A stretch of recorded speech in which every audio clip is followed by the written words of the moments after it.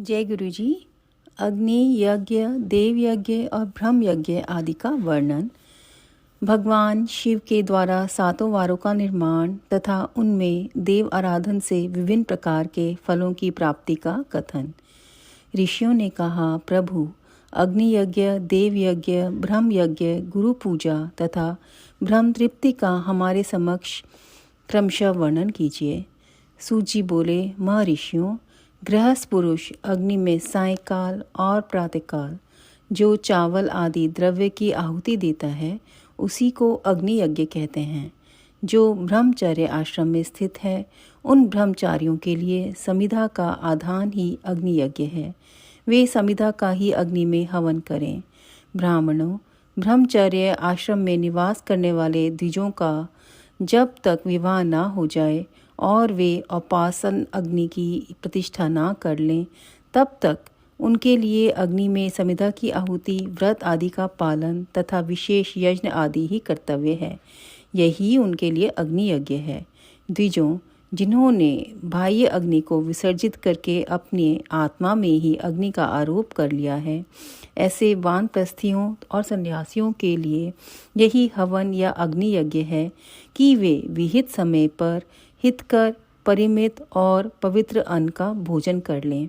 ब्राह्मणों, सायंकाल अग्नि के लिए दी हुई आहुति संपत्ति प्रदान करने वाली होती है, ऐसा जानना चाहिए, और प्रातःकाल सूर्यदेव को दी हुई आहुति आयु की वृद्धि करने वाली होती है। यह बात अच्छी तरह समझ लेनी चाहिए। दिन में अग्निदेव सूर्य में ही प्रविष्ट हो जाते हैं, अतः प्रातःकाल सूर्य को दी हुई आहुति भी अग्नि यज्ञ के ही अंतर्गत है। इस प्रकार यह अग्नि यज्ञ का वर्णन किया गया। इंद्र आदि समस्त देवताओं के उद्देश्य से अग्नि में जो आहुति दी जाती है उसे देव यज्ञ समझना चाहिए। स्थाली पाक आदि यज्ञों को देव यज्ञ ही मानना चाहिए। लौकिक अग्नि में प्रतिष्ठित जो चूड़ाकरण आदि संस्कार निमित्तक हवन कर्म हैं, उन्हें भी देव यज्ञ के ही अंतर्गत जानना चाहिए। अब ब्रह्म यज्ञ का वर्णन सुनो। द्विज को चाहिए कि वह देवताओं की तृप्ति के लिए निरंतर ब्रह्म यज्ञ करे। वेदों का जो नित्य अध्ययन या स्वाध्याय होता है उसी को ब्रह्म यज्ञ कहा गया है। प्राय नित्य कर्म के अनंतर सायंकाल तक ब्रह्म यज्ञ किया जा सकता है। उसके बाद रात में इसका विधान नहीं है। अग्नि के बिना देव यज्ञ कैसे संपन्न होता है, इसे तुम लोग श्रद्धा से और आदरपूर्वक सुनो। सृष्टि के आरंभ में सर्वज्ञ, दयालु और सर्वसमर्थ महादेव जी ने समस्त लोगों के उपकार के लिए वारों की कल्पना की। वे भगवान शिव संसार रूपी रोग को दूर करने के लिए वैद्य हैं, सबके ज्ञाता तथा समस्त औषधों के भी औषध हैं। उन भगवान ने पहले अपने वार की कल्पना की जो आरोग्य प्रदान करने वाला है। तत्पश्चात अपनी माया शक्ति का वार बनाया जो संपत्ति प्रदान करने वाला है। जन्म काल में दुर्गतिग्रस्त बालक की रक्षा के लिए उन्होंने कुमार के वार की कल्पना की। तत्पश्चात सर्वसमर्थ महादेव जी ने आलस्य और पाप की निवृत्ति तथा समस्त लोगों का हित करने की इच्छा से लोक रक्षक भगवान विष्णु का वार बनाया। इसके बाद सबके स्वामी भगवान शिव ने पुष्टि और रक्षा के लिए आयुकर्ता त्रिलोकस्रा परमेष्ठी ब्रह्मा का आयुष्कारक वार बनाया, जिससे संपूर्ण जगत के आयुष्य की सिद्धि हो सके। इसके बाद तीनों लोकों की वृद्धि के लिए पहले पुण्य पाप की रचना हो जाने पर उनके करने वाले लोगों को शुभ अशुभ फल देने के लिए भगवान शिव ने इंद्र और यम के वारों का निर्माण किया। ये दोनों वार क्रमशः भोग देने वाले तथा लोगों के मृत्यु भय को दूर करने वाले हैं। इसके बाद सूर्य आदि 7 ग्रहों को, जो अपने ही स्वरूप भूत तथा प्राणियों के लिए सुख दुख के सूचक हैं, भगवान शिव ने उपयुक्त 7 वारों का स्वामी निश्चय किया। वे सब के सब ग्रह नक्षत्रों के ज्योतिर्मय मंडल में प्रतिष्ठित हैं। शिव के वार या दिन के स्वामी सूर्य हैं। शक्ति संबंधी वार के स्वामी सोम हैं। कुमार संबंधी दिन के अधिपति मंगल हैं। विष्णु वार के स्वामी बुध हैं। ब्रह्मा जी के वार के अधिपति बृहस्पति हैं। इंद्रवार के स्वामी शुक्र हैं और यमवार के स्वामी शनिश्चर हैं। अपने अपने वार में की हुई उन देवताओं की पूजा करके अपने अपने फल को देने वाली होती है। सूर्य आरोग्य के और चंद्रमा संपत्ति के दाता हैं। मंगल व्याधि का निवारण करते हैं। बुध पुष्टि देते हैं। बृहस्पति आयु की वृद्धि करते हैं। शुक्र भोग देते हैं और शनिश्चर मृत्यु का निवारण करते हैं। ये 7 वारों के क्रमशः फल बताए गए हैं और उन देवताओं की प्रीति से प्राप्त होते हैं। अन्य देवताओं को भी पूजा का फल देने वाले भगवान शिव ही हैं। देवताओं की प्रसन्नता के लिए पूजा की 5 प्रकार की ही पद्धति बनाई गई। उन देवताओं के मंत्रों का जप यह पहला प्रकार का है। उनके लिए होम करना दूसरा, दान करना तीसरा तथा तप करना चौथा प्रकार है। किसी वेदी पर, प्रतिमा में, अग्नि में अथवा ब्राह्मण के शरीर में आराध्य देवता की भावना करके 16 उपचारों से उनकी पूजा या आराधना 5 प्रकार है। इनमें पूजा के उत्तरोत्तर आधार श्रेष्ठ हैं। पूर्व के अभाव में उत्तरोत्तर आधार का अवलंबन करना चाहिए।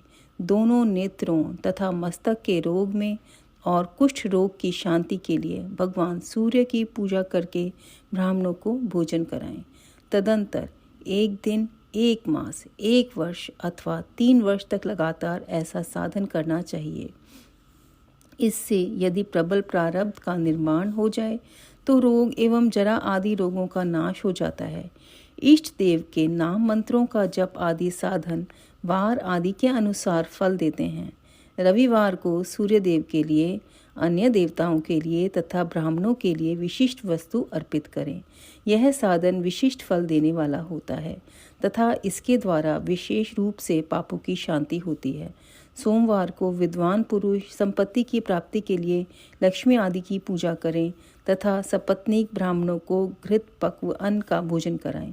मंगलवार को रोगों की शांति के लिए काली आदि की पूजा करें तथा उड़द, मूंग एवं हरड़ की दाल आदि से युक्त अन्न ब्राह्मणों को भोजन कराएं। बुधवार को विद्वान पुरुष दधि युक्त अन्न से भगवान विष्णु का पूजन करें। ऐसा करने से सदा पुत्र, मित्र और कलत्र आदि की पुष्टि होती है। जो दीर्घायु होने की इच्छा रखता हो वह गुरुवार को देवताओं की पुष्टि के लिए वस्त्र, यज्ञोपवीत तथा घृत मिश्रित खीर से यज्ञ पूजन करे। भोगों की प्राप्ति के लिए शुक्रवार को एकाग्रचित होकर देवताओं का पूजन करें और ब्राह्मणों की तृप्ति के लिए षड्रस युक्त अन्न दें। इसी प्रकार स्त्रियों की प्रसन्नता के लिए सुंदर वस्त्र आदि का विधान करें। शनैश्चर अपमृत्यु का निवारण करने वाला है। उस दिन बुद्धिमान पुरुष रुद्र आदि की पूजा करे। तिल के होम से दान के देवताओं को संतुष्ट करके ब्राह्मणों को तिल मिश्रित अन्न भोजन कराएं।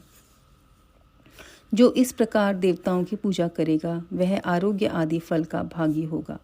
देवताओं के नित्य पूजन, विशेष पूजन, स्नान, दान, जप, होम तथा ब्राह्मण तर्पण आदि में एवं रवि आदि वारों में विशेष तिथि और नक्षत्रों का योग प्राप्त होने पर विभिन्न देवताओं के पूजन में सर्वज्ञ जगदीश्वर भगवान शिव ही उन देवताओं के रूप में पूजित हो सब लोगों को आरोग्य आदि फल प्रदान करते हैं। देश, काल, पात्र, द्रव्य, श्रद्धा एवं लोक के अनुसार उनके तारतम्य क्रम का ध्यान रखते हुए महादेव जी आराधना करने वाले लोगों को आरोग्य आदि फल देते हैं।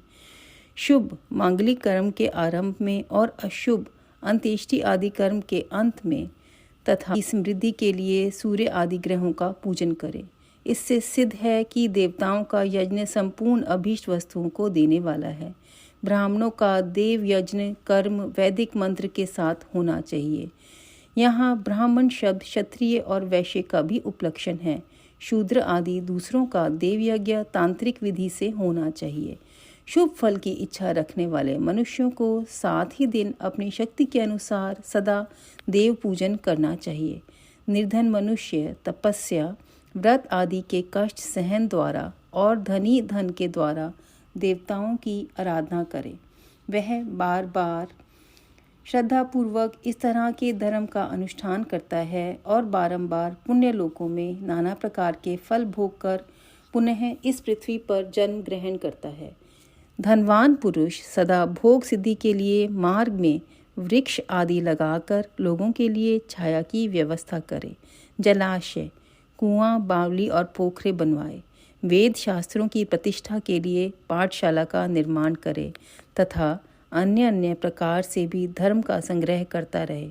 धनी को यह सब कार्य सदा ही करते रहना चाहिए। समय अनुसार पुण्य कर्मों के परिपाक से अंतःकरण शुद्ध होने पर ज्ञान की सिद्धि हो जाती है। द्विजों, जो इस अध्याय को सुनता, पढ़ता अथवा सुनने की व्यवस्था करता है उसे देवयज्ञ का फल प्राप्त होता है। अध्याय 14। जय गुरु जी। ओम नमः शिवाय। शिव जी सदा सहाय। ओम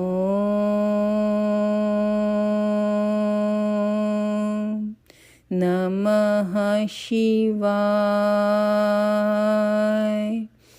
गुरु जी सदा सहाय। जय गुरु जी।